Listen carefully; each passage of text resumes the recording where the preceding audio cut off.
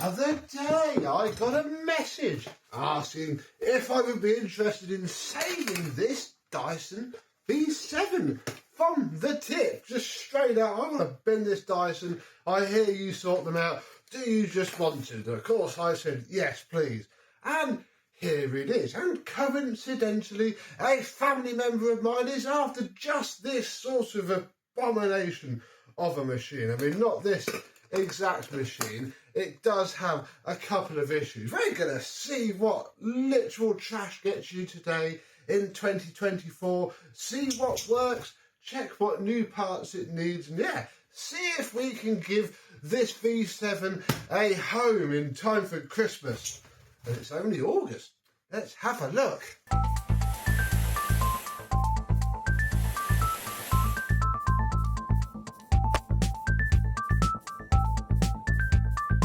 Yes, hello, my cordless Dyson chums. How are you today? Yes, this is one of those slightly rare occasions where I think that this part is probably going to be okay. The main reason that she mentioned it in the message, literally the one falling to bits. And I mean, she could have bought a new one. I mean, there's a slight chance if I had some epoxy and felt confident, because all you got to do is line that up to there and you can't crimp it, but if I had some epoxy, I could probably repair that. I haven't. We have a new one on the way, so we'll see what that is like. There's a little bit of preamble to this video. I have been looking at it. I also noticed the floor head. I mean, it's glorious.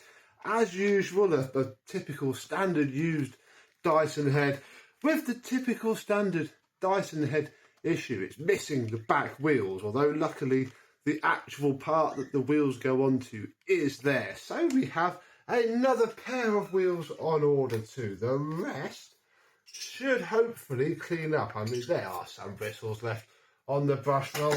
That will do fine. That's all I have looked at.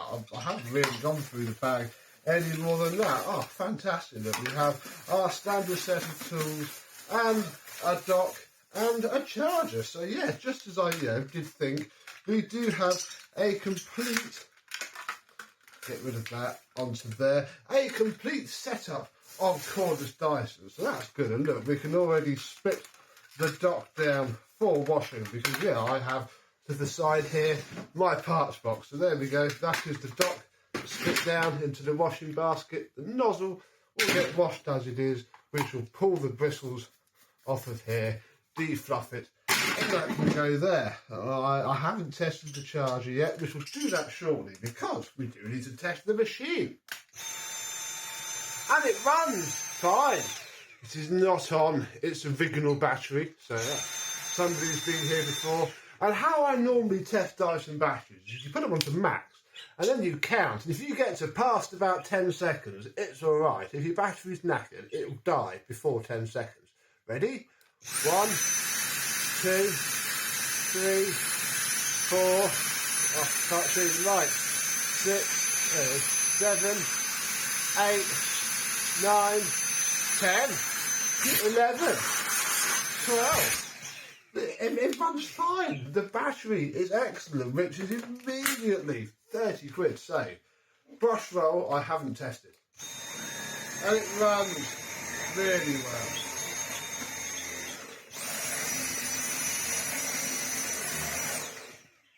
So yeah, we have ourselves a perfect cleaning system, really, that I can give to my step-aunt, and she can have it as her new cordless vacuum. So that and that can go away. The one can go away because we get a new one, and I can get all of this split down. And I mean, I usually start by popping off the little flap. Well, I need my screwdriver, because when you have your little flat-blade screwdriver, you can locate it behind the little peg on your plastic bottom flap. Oh, he says, failing to do it in the one way you normally do it. Come on.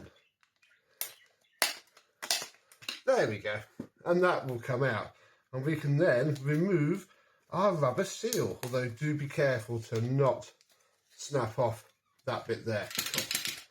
The dirt is just raining out of here. Oh, it's probably all packed up behind there as well. chipping out of all of the crevices.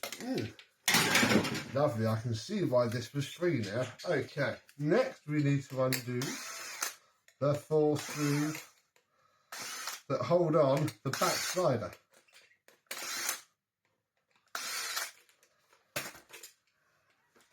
Then, very carefully, because you don't want to chew up the shroud, put your screwdriver around the perimeter and just crack off all of the clips until the shroud pulls off. Then we can get to all of the inner screws that hold the inner cone into place. 3, 4, 5. That comes off. Then this bit pulls out. We'll pop our filter down. Here comes all the fine dust. Then we can remove all of our internal screws that hold the cyclone unit into place. 1 there, then there are 2 on the back, and then the lid will come off. This part comes out, this part comes out. Yeah, it all just comes apart. You can take all your gaskets off, and yeah, that is the state of the inside of our free Dyson. Let's get it all washed and show you how it looks when it's all back together and clean. And a few days later, everything is washed and dry and ready to go back together. This is what's going to transform this free Dyson V7 into a working Dyson V7. So we shall start by popping this end piece into place, although you have to get it lined up with its rubbers, which I tend to do now. There we go, so that has to line up both sides of that moulding. Then this bit drops in. We can drop our seals on. I've already refitted them after their good removal and scrub. So yeah, that can go on there. That can fit in there. And now we can get the first 4 screws that are in there and the back 2 in place and move on. Then, with this bit all bolted together, we can push the middle seal part into place. Then put the outer cone on and do up all of its screws as well. Then we can take our pretty much completed cyclone assembly and line up the shroud, and then hopefully it will just pop into place for you without causing many issues, because it can be a sod. I think this one's, no, it's not that. You see it's twisted. Those sides aren't lining up. Yeah, that means it's never going to go. It's almost a bit fiddly, but once you get it, it'll click into place and you'll know it's done. Is that it? I think this might be it. That's it. Snappy, snappy. All is even all around. Oh, I have bent our little seal there. There we go. All good enough. Ready to put this back slider on. Push it over the seal. Grab its 4 screws and put them into place. Then we need to put the floor head back together, because yeah, I took the floor head apart as well as I normally do. And how we start with that is, well, I push the stupid wires back into their stupid places that they go first. Then this bit will slot in to the end cap until it sits nice and flush like that. We'll take our clear wheel and making sure that the wires are run correctly. This will just drop on to the mid frame. You have to hold it up slightly because it has to clamp this bit in as well. Then when that's loose, again we haven't screwed it in yet, we need to make sure that this bit, open that up slightly, sits in the bottom first, then goes into the top, and it will fit perfectly. Once the pivot is in place on the neck, we can push the rubber grommets down so that the wiring loom doesn't start to fall apart, and then tuck the wires into the back where they should go.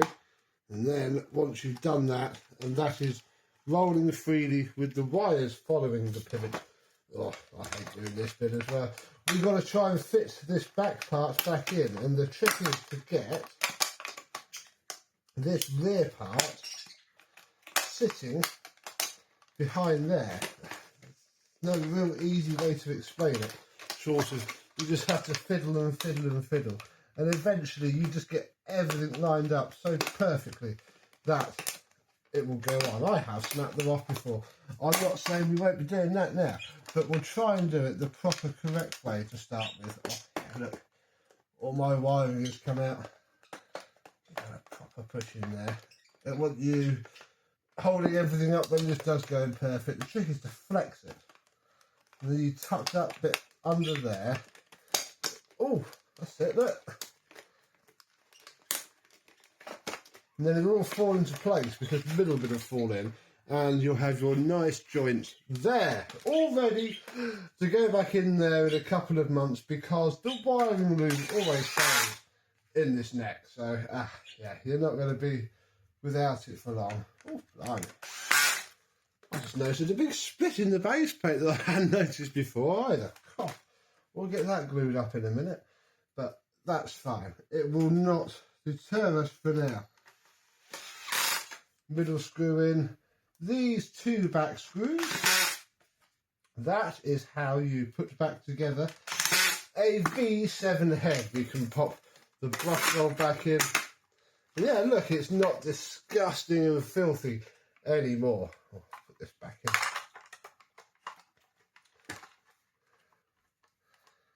Oh, why are you not going in either? Yeah. Oh, whatever. Eventually, we will have a much better pile of Dyson than we did before. And if we pull the trigger now,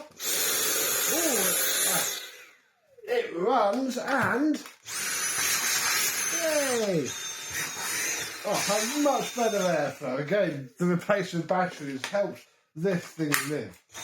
Hey, marvellous. So, it's good to go, right? Job done, ready to sell. Oh, the charger's, oh, it's over here, look.